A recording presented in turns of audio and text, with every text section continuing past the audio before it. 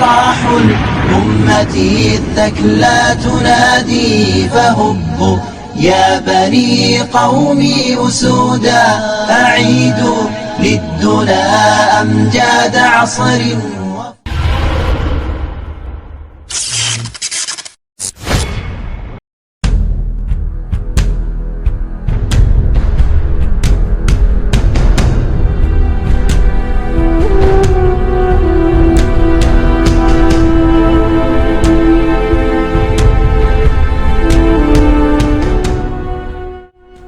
Assalamualaikum warahmatullahi wabarakatuh. Tak terasa Ramadan akan segera meninggalkan kita. Padahal masih banyak ibadah kita di bulan Ramadan yang belum optimal. Dan kita tidak akan pernah tahu apakah kita masih dapat berjumpa dengan Ramadan berikutnya. Bagi para salafus saleh, setiap Ramadan akan pergi meninggalkan mereka. Selalu ada tetesan air mata dan ucapan doa, kerinduan akan datangnya kembali bulan Ramadan menghampiri diri mereka. Berlalunya bulan Ramadan membuat hati menjadi sedih. Maka tak heran jika pada malam-malam terakhir Ramadan, pada masa Rasulullah SAW, Masjid Nabawi penuh sesak dengan orang-orang yang beriktikaf. Yang di sela-sela iktikafnya, mereka terkadang menangis terisak-isak karena Ramadan akan segera berlalu meninggalkan mereka. Ada satu riwayat yang mengisahkan bahwa kesedihan itu tidak saja dialami manusia, tetapi juga para malaikat dan makhluk-makhluk Allah lainnya.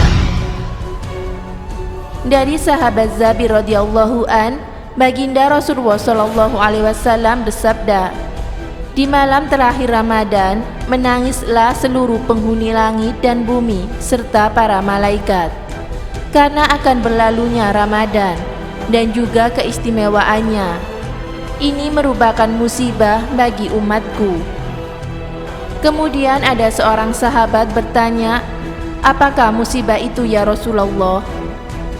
Dalam bulan Ramadan itu, semua doa dikabulkan, semua sedekah diterima, dan semua kebaikan dilipat gandakan pahalanya, serta siksa pun ditolak atau dihentikan.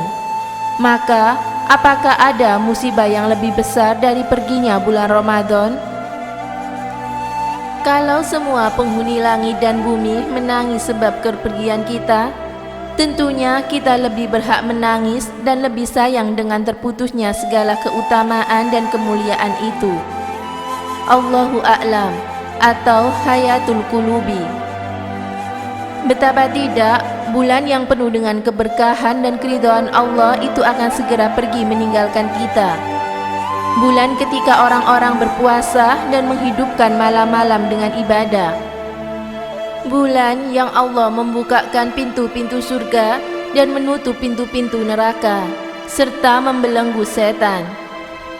Bulan yang awalnya adalah rahmat, pertengahannya adalah ampunan, dan akhirnya adalah pembebasan dari api neraka. Bulan ketika nafas-nafas orang yang berpuasa lebih harum di sisi Allah daripada minyak kasturi.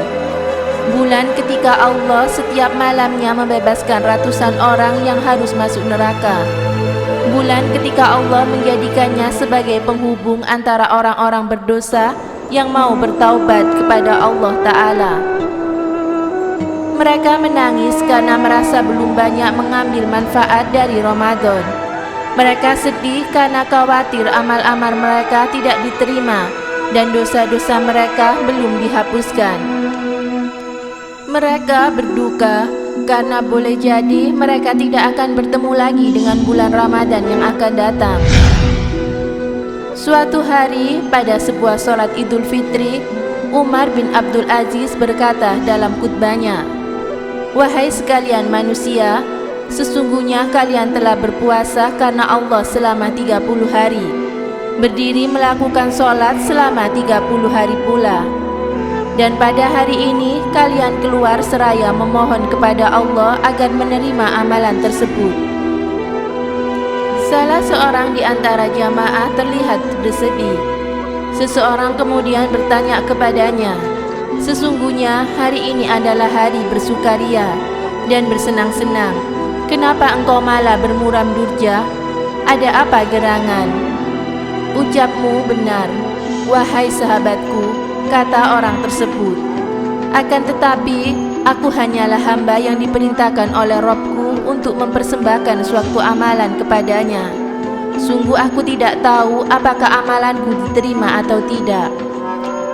Kekhawatiran serupa juga pernah menimpa para sahabat Rasulullah SAW. Di antaranya adalah Sayyidina Ali bin Abi Thalib. Diriwayatkan di penghujung Ramadan, Sayyidina Ali bergumam, "Aduhai, andai aku tahu siapakah gerangan yang diterima amalnya agar aku dapat memberi ucapan selamat kepadanya, dan siapa gerangan yang ditolak amalnya agar aku dapat melayatnya." Wajar saja, sebab tidak ada yang bisa menjamin bahwa tahun depan kita akan kembali berjumpa dengan bulan yang penuh berkah, rahmat dan maghfirah ini. Karenanya, beruntunglah dan berbahagialah kita saat berpisah dengan Ramadan membawa segudang pahala untuk bekal di akhirat. Jika kita merenungi kondisi salafus saleh dan meneliti bagaimana mereka menghabiskan waktu-waktu mereka di bulan Ramadan, bagaimana mereka memakmurkan dengan amal soleh, niscaya kita mengetahui jauhnya jarak di antara kita dan mereka. Ketika mereka memasuki detik-detik akhir penghujung Ramadan, air mata mereka menetes, hati mereka bersedih. Lalu bagaimana dengan kita? Adakah kesedihan hadir di hati kita dikala Ramadan akan meninggalkan kita? Atau malah sebaliknya, karena begitu bergembiranya menyambut kedatangan Hari Raya Idul Fitri, sampai-sampai di 10 hari terakhir yang seharusnya kita semakin giat melaksanakan amalan-amalan ibadah, kita malah disibukkan dengan belanja, membeli baju lebaran, disibukkan memasak, membuat kue, dan lain-lain. Sepertinya lebih banyak umat muslim di Indonesia yang bergembira dengan berakhirnya Ramadan, sebab mereka nanti bisa dengan bebas berbuat maksiat lagi. Bahkan di 10 hari terakhir pula, kita dapat dengan mudah melihat orang-orang yang sudah tidak berpuasa. Mereka merokok dan minum-minum di depan umum tanpa rasa malu lagi. Pandangan itu memang sangat menyedihkan. Naudzubillah. Mereka seperti lupa bahwa hal ini merupakan dosa besar, dan Allah Subhanahu wa Ta'ala mengancam dengan azab dan siksaan yang sangat pedih bagi mereka yang tidak berpuasa Ramadan tanpa alasan yang syar'i atau dibenarkan oleh syariat. Para pelakunya akan diancam dengan siksaan neraka sesuai dengan sabda Nabi SAW. Ketika aku tidur, aku didatangi 2 orang laki-laki. Mereka pun mengambil lenganku dan membawaku di gunung yang terjal. Mereka mengatakan kepadaku, "Panjatlah." Aku katakan, "Aku tidak bisa." Mereka menjawab, "Kami akan memudahkannya untukmu." Aku pun memanjatnya, hingga ketika sudah di puncak gunung, tiba-tiba aku mendengar suara yang keras. Aku bertanya, "Suara apa ini?" Mereka menjawab, "Ini aungan penduduk neraka."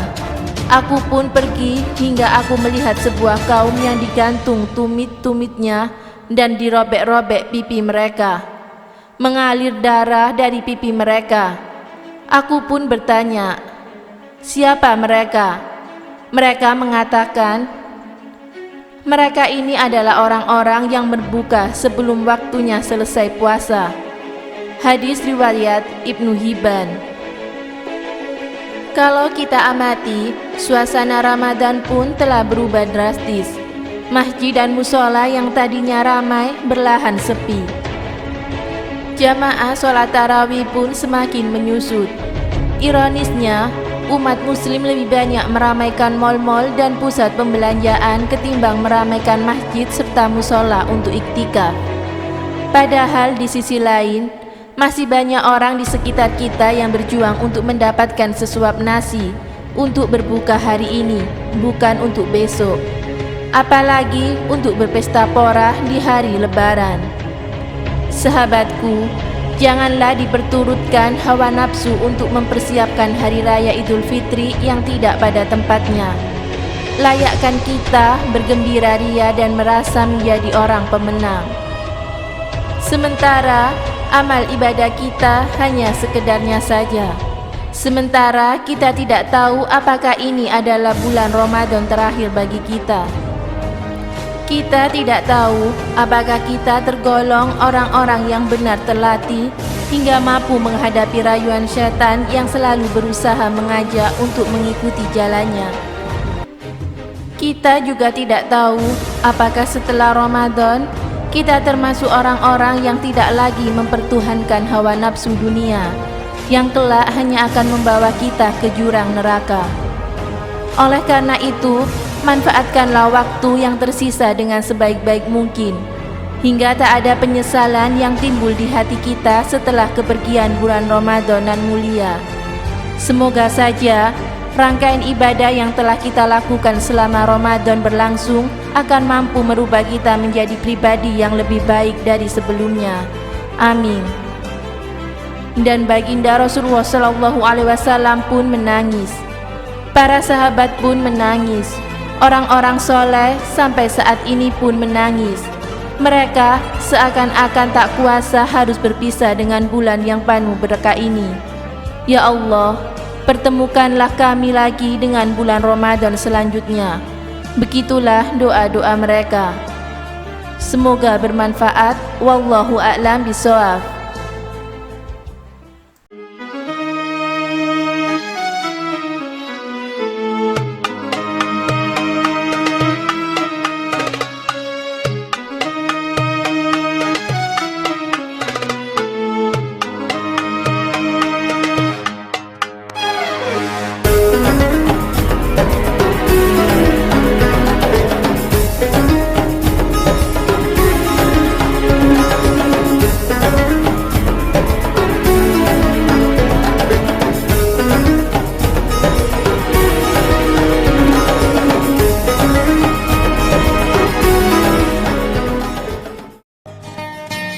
Assalamualaikum warahmatullahi wabarakatuh.